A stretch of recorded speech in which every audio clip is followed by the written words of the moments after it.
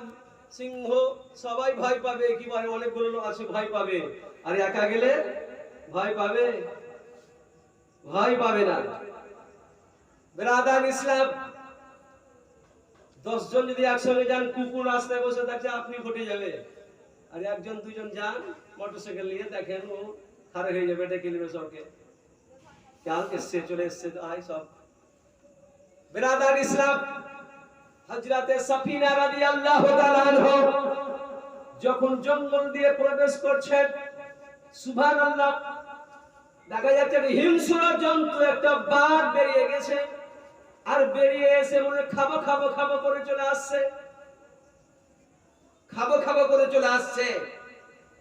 আর হযরতে সাফিনা রাদিয়াল্লাহু তাআলা আনহা বাঘকে দেখে ভয় না করে কি বলছেন? ইয়া আবাল হারিস আনা মাওলা রাসূলুল্লাহ। এই আবাল হারিস, নেকড়ে বাঘের একটা পুণ্যাত নাম, একটা বলছে, এই নেকড়ে বাঘ, খবরদার, সাবধান হয়ে যাও, আমাকে ভক্ষণ করবে না। আমি কে জানো? আমি হচ্ছি রাসূলুল্লাহর গোলাম, আমি হচ্ছি নবীর গোলাম, আমাকে খাবে না। প্রশ্ন রাখতে পারে যে এই কথা না বলে যদি বলতো, এই আমাকে ভক্ষণ করবে না, আমি আল্লাহর বান্দা, আল্লাহকে না ডেকে আমি নবীর গোলাম, রাসূলুল্লাহর গোলাম, কারণটা কি? আল্লাহ তাবারক ওয়া তাআলা যিনি হচ্ছেন খালিক, পয়দা করনে ওয়ালা, সৃষ্টিকর্তা, আমাকে সৃষ্টি করেছেন, সারা জাহানকে সৃষ্টি করেছেন, 18,000 মাখলুকাতকে সৃষ্টি করেছেন।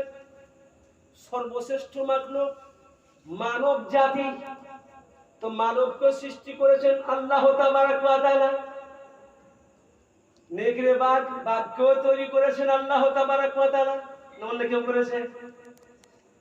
তাহলে বাঘকে আল্লাহ তৈরি করেছেন সৃষ্টিকর্তা, মানব হযরতে সাফিনাকে তৈরি করেছেন।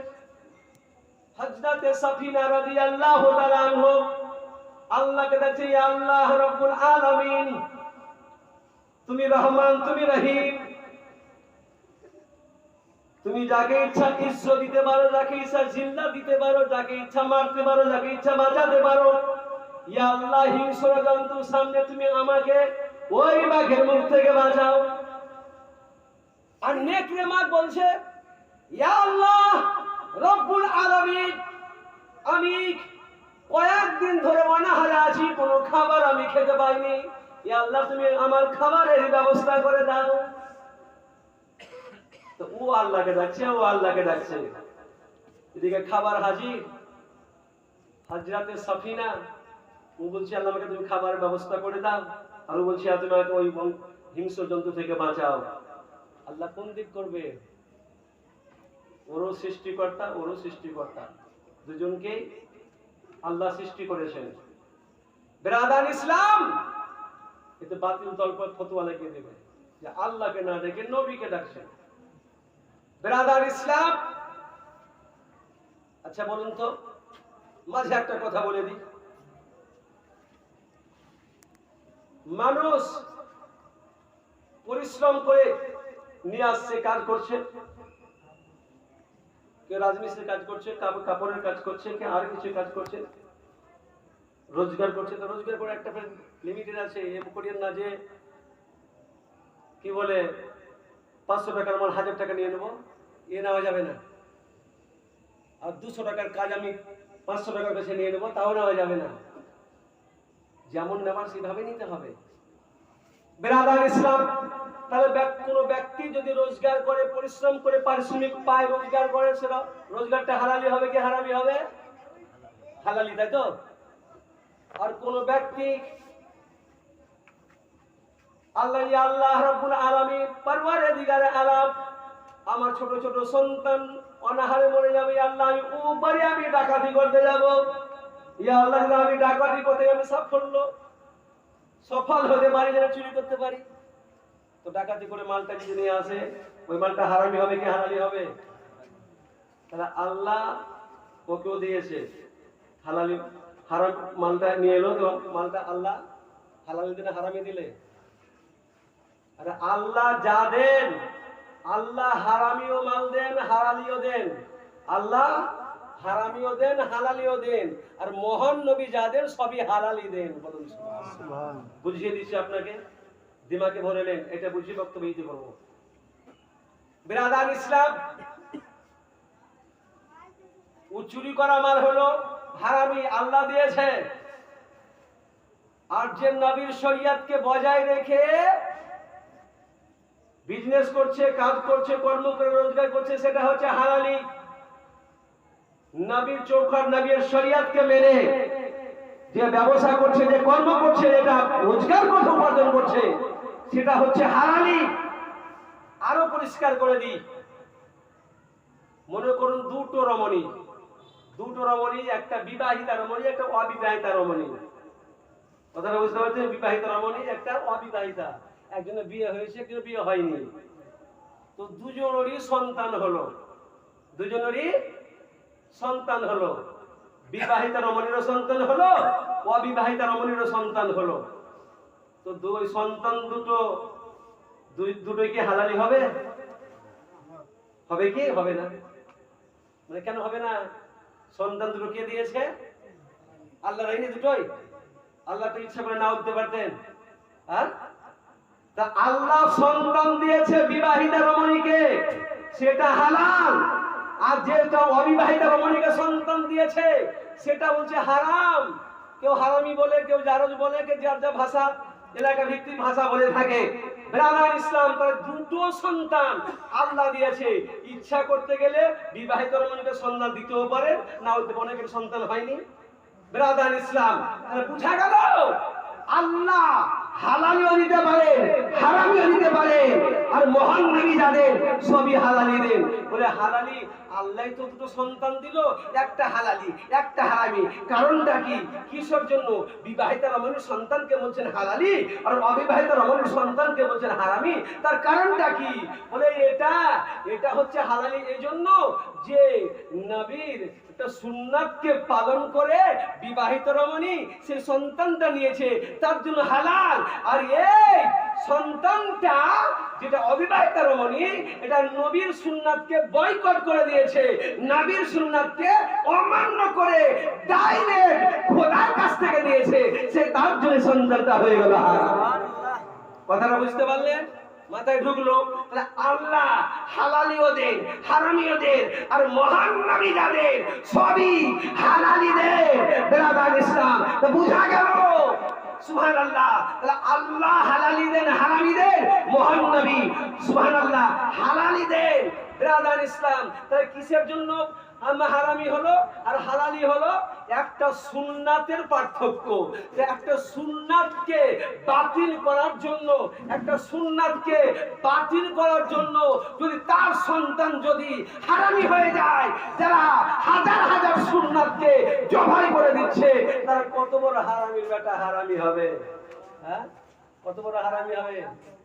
ব্রাদার ইসলাম, যারা নবীর সুন্নাতকে তাওহীন করে, গুস্তাখে রাসূল, তাদের সঙ্গে সম্পর্ক করবে। তাদের সঙ্গে কে সম্পর্ক করবে? মানুষের হাত ধরতে দেখি। বাতিল দলের সঙ্গে যে দিবেন, যে দেওয়ার চেষ্টা করবে, ওয়াহাবির বাড়িতে বিয়ে দেবো, গুস্তাখে রাসূলের বাড়িতে।